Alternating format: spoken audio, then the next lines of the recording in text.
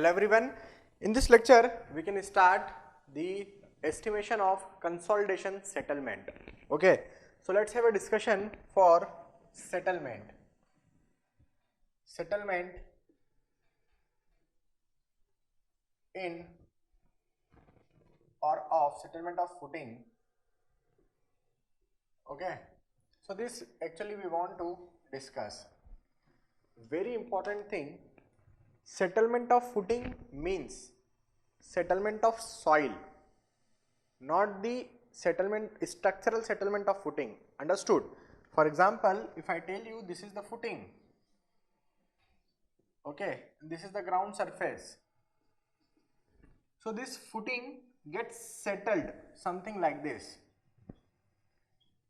Maybe the settlement is 10 mm. So this footing gets settled something like this. This type of settlements we are going to we are talking about. Understood? We are not talking about the structural settlement of footing. Don't think like this. If suppose this is the footing, load will come, the footing will bend something like this. This is the column. Don't think like this. We are not going to calculate this structural settlement. That is different thing. We are interested in this lecture to estimate the settlement of soil. If there is a settlement of soil, of course there will be settlement of footing. So that we are going to discuss in this lecture. Now, this settlement may occur in 3 stages depending upon the time dependent settlements we have actually, because time dependent phenomena we have in our geotechnical engineering known as consolidation. Immediate settlements may occur known as compaction.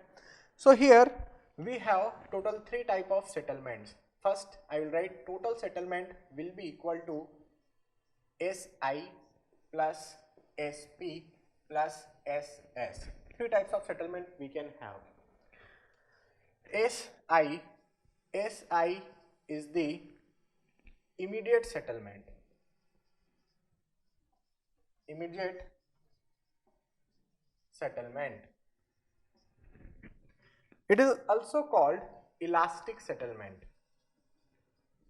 Elastic settlement. Okay. Second we have primary consolidation settlement. Primary consolidation settlement. Next we have SS, that is of course secondary consolidation settlement. So we have these 3 types of settlement: immediate settlement, primary consolidation settlement and secondary consolidation settlement. If you add all these 3 settlements, we will be getting ST. What is ST? ST is the total settlement. ST is the total or final settlement. Now the question comes, what is immediate settlement, sir? What is primary consolidation settlement? What is secondary consolidation settlement? Total settlement I understand, sum of these 3 will give the total settlement or the final settlement. If I talk about primary consolidation settlement will be occurring in the primary consolidation. Secondary consolidation settlement will be occurring during the secondary consolidation. Immediate settlement is also known as elastic settlement. You have one soil, structure is not there, you have one soil, you put your structure, you keep your structure now on the soil, immediately there will be one settlement at t equal to 0, immediately, because of some reasons. That reason we will discuss.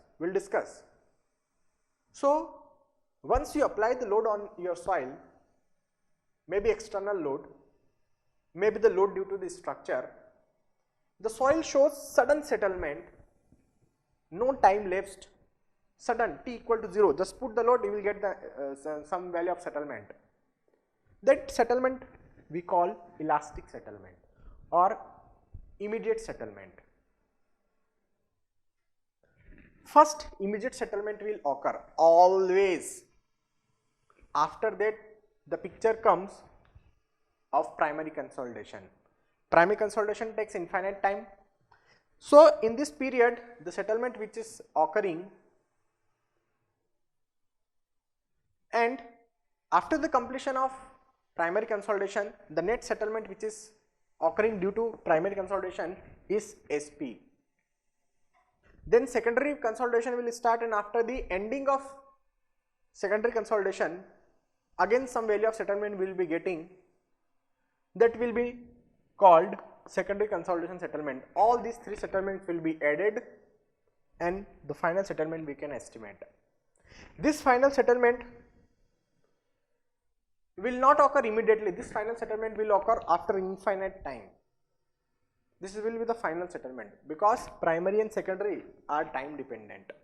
This settlement is not time dependent. Instantaneously this will occur. So this I have written based on time.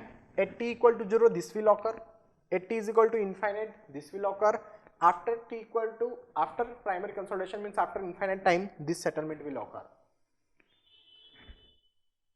We cannot tell like this that first primary consolidation will occur, then this will occur, then this will occur. No, not like that. In sequence they occur, first immediate, then primary, then secondary. In this lecture I am going to discuss about the immediate settlement, also known as elastic settlement. Immediate settlement or elastic settlement occurs due to the elastic compression of the material. Material has some elasticity. Now tell me how many materials are present in your soil. Matters. First, solid is present. Soil solids, they are also having some elasticity. So they show some elastic compression. Volume is reducing, depth is reducing. So solid is present. Second, water is present. Sir, water is incompressible. I accept water is incompressible, but there will be elastic compression known as squeezing. You take one circular drop, you can compress, not compress, you can squeeze the water drop. You take one balloon, fill the balloon with the water. Can you compress the balloon? Yeah, we are compressing the balloon. It is not like that, it is compressible, suppose. That means one side you people discuss water is incompressible, but when you enter in the balloon you can easily compressing. So actually we are not compressing the water, water is still incompressible. If you compress the balloon, the volume of balloon expands. This is called squeezing. So under the turbulent effect, the squeezing occurs, means if the water drop is circular, it may become elliptical. Elliptical, it has it takes the shape of ellipse. So this is not the it does not show that the water is not incompressible. Water is incompressible always. Water is not compressible, it is always incompressible. This process we call squeezing. Okay, so water can be squeezed easily. So one I told you there are three matters in your soil. First is soil solid, second is water, and third will be your air, three-phase system suppose. If I talk about solids, elastic compression may occur. If I talk about water, squeezing may occur. If I talk about air, compression of air may also occur. So these three compressions, means the compression of these three matters are elastic compressions, are immediate compressions. Suppose I am going to construct one building. I have purchased one plot and I have not compacted my soil before the construction. Immediately I have kept one of my building on the soil and the soil is not well compacted, and the soil is not compacted, definitely your soil is in three-phase system. Air is also present in your soil because soil is not compacted. So because of self-weight of the building, this time soil will get compacted, means air will try to remove. So as I keep the weight of the building, air compressed, air is compressed, water molecules gets squeezed and soil solids gets compressed. So squeezing of water, compression of air and expulsion of air and elastic settlement of solids will cause immediate settlement. Are you getting my point? Three reasons: compression and expulsion of air, squeezing of water and elastic settlement of solids. These three will cause immediate settlement or elastic settlement. In what case? When your soil is partially saturated, means your soil is in three-phase system. If your soil is in two-phase system, means I have purchased one plot, I have well compacted my plot, all the air suppose I have removed, the soil is fully saturated now. Soil is in two-phase system. If the soil is fully saturated, now if I keep my building, means I apply the load, what will happen? Only because of two reasons elastic settlement or immediate settlement will occur. The first, elastic compression of water. Elastic compression of water means that only squeezing, and elastic compression of solids, because air is not present in two-phase system. So there will be no compression of air, no expulsion of air. Air is not there. So immediate settlement occurs only because of these three conditions, and it occurs immediately if you apply the load. Clear? This is not time dependent. This may occur in all the soils. It may occur in sandy soils, means in the sands. It may occur in the clay soils. As we are always interested in estimating the primary consolidation settlement and secondary consolidation settlement in the case of clay soil, because all the study related to consolidation we perform in clay soil, because clay is highly compressible soil. But when I talk about the immediate settlement, this immediate settlement can be calculated in clay soil as well as in the sandy soils, because in the sandy soil solids are there, they can show the elastic compression, air may present, they can show elastic compression and expulsion, water can be there, so squeezing is also possible there. So irrespective of type of soil also we can estimate. And if I suggest you to calculate the immediate settlement, then we have two different formula. One formula has been given for sandy soil, one formula is given for clay soil. So suppose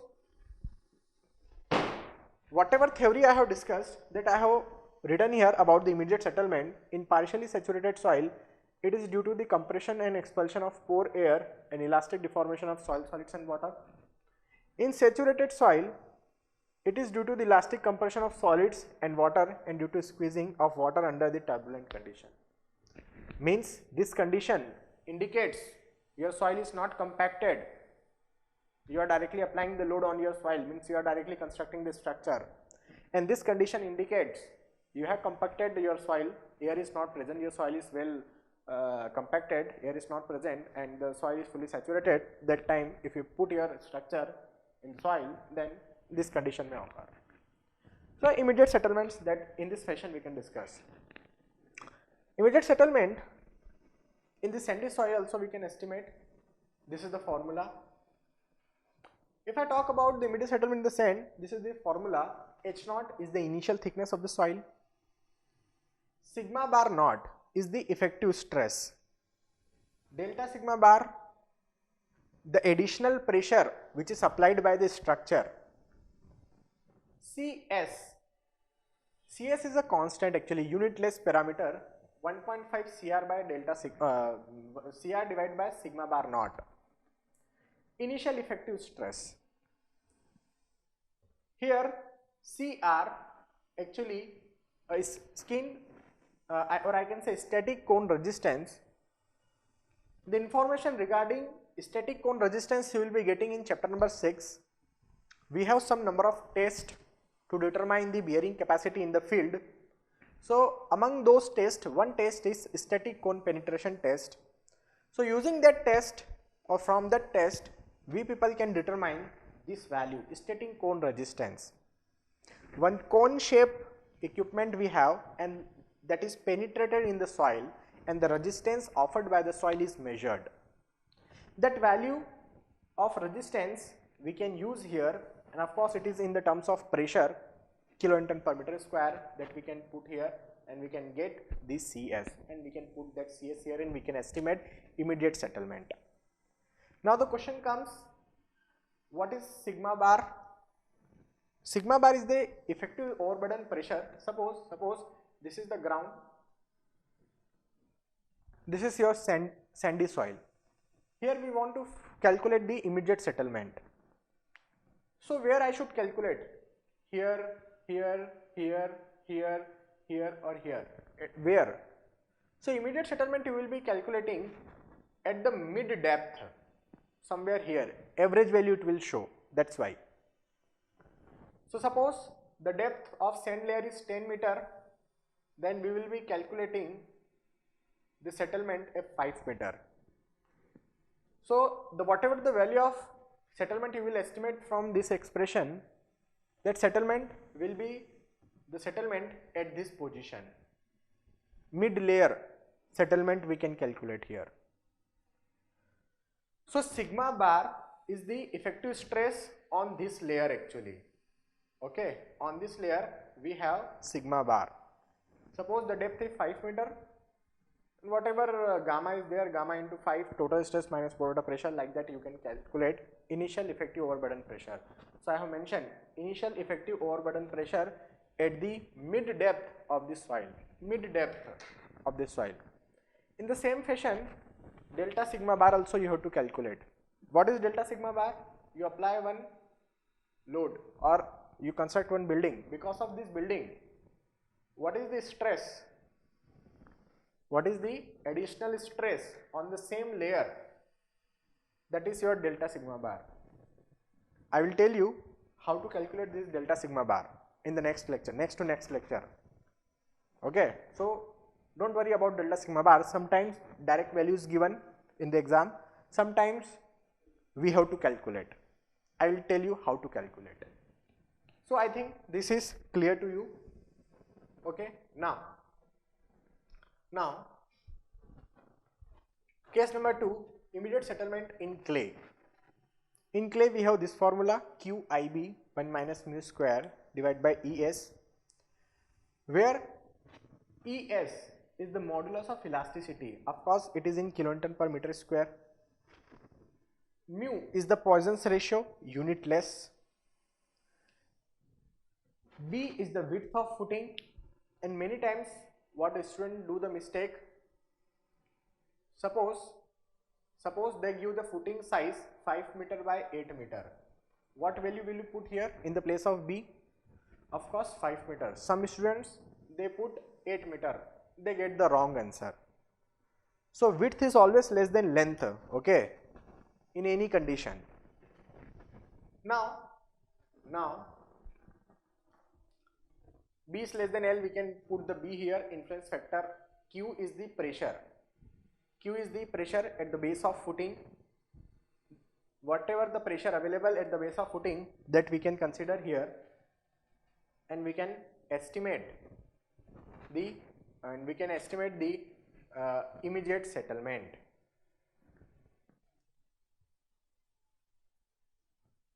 Sometimes direct value of this pressure will be given, maybe in kilonewton per meter square, direct value will be given, or sometimes you can calculate. How will you calculate? You can calculate Q will be equal to applied force divided by area of footing B into L. Like this you can use. Load divided by area, P is the point load acting on the footing. Area of footing, suppose it is a rectangular footing, B into L. If it is a circular footing, pi by 4 d square. Like that you can calculate. Clear? So load divided by area, you can calculate Q at the base of footing. Everything is clear to me. One factor IF, which is known as influence factor. This influence factor actually depends upon the shape of the footing. If your footing is circular, some different value of IF you will be having. For square footing it is different, for rectangular footing it is different. So it depends upon the shape and it depends upon the types of footing also. If you have rigid footing, influence factor will be different. If you have flexible footing, influence factor will be different. Now you people will ask me, sir, what is rigid footing, what is flexible footing? So don't worry, I will explain maybe in chapter number 6 or maybe at the last of this chapter number 3. Don't worry, I will explain each and every point in geotechnical, everything I will explain. Right now you just assume rigid footing having the high stiffness, whereas flexible footing has a less stiffness. That's it. Don't think that much about type of footings. Just let me tell you, there are two types of footing. One is rigid footing, one is flexible footing. That's it. What is the meaning? That I will discuss later. Now, because there is a big topic, contact pressure distribution, that is related to this type of footing. So there we can discuss in detail. Now, influence factor we can be given in the exam. Sometimes the influence factor is given in the exam. If they don't give, in most of the cases 99% they will give. There are 1% chances or more than 1% chances, sometimes they don't give. In that case, we have to use influence factor from this table. The table I have prepared. Before that, one indication I want to give, one hint I want to tell you. Generally, students do the mistake here. In the place of B, they put L, length. This is the first mistake done by the students. Second, just to create the confusion, the question maker gives the Poisson's ratio and modulus of elasticity, these two values for the footing, means for RCC, and at the same time they will give for the Poisson's ratio and modulus of elasticity for the soil also. I mean to say they will give total 4 values, 2 values of Poisson's ratio, 2 values of modulus of elasticity for soil and for footing. Footing means RCC. Which value will you use? Will you use of the values of RCC or will you use the values of soil? So generally students, what the mistake is done by students, they take the values of Poisson's ratio and modulus of elasticity of RCC, means for footing. We are estimating the settlement in footing but not structural settlement. We are calculating the settlement in soil. So we have to use the Poisson's ratio and modulus of elasticity of the soil, not of the footing, not of the RCC, not of the concrete. Clear? You have to take these parameters for soil. Now let's talk about the influence factor. Influence factor, as I have discussed, it depends upon the shape. So for different shape we can have the influence factor for flexible footing and rigid footing. If you have circular footing, then at the center the influence factor is 1, at the corner 0.64 and average 0.85. So generally what happens, in most of the case, they people will give the final, they people will give the value of influence factor. If they don't give, then you can use the average values, no problem. Average value you should remember. So 1, 2, 3, 4, 5, 6, something like that you can remember. So what I suggest, 1, 2, 3, 4, these 4 values, 1, 2, 3, 4, these 4 values you can remember. Other than that, everything you can leave.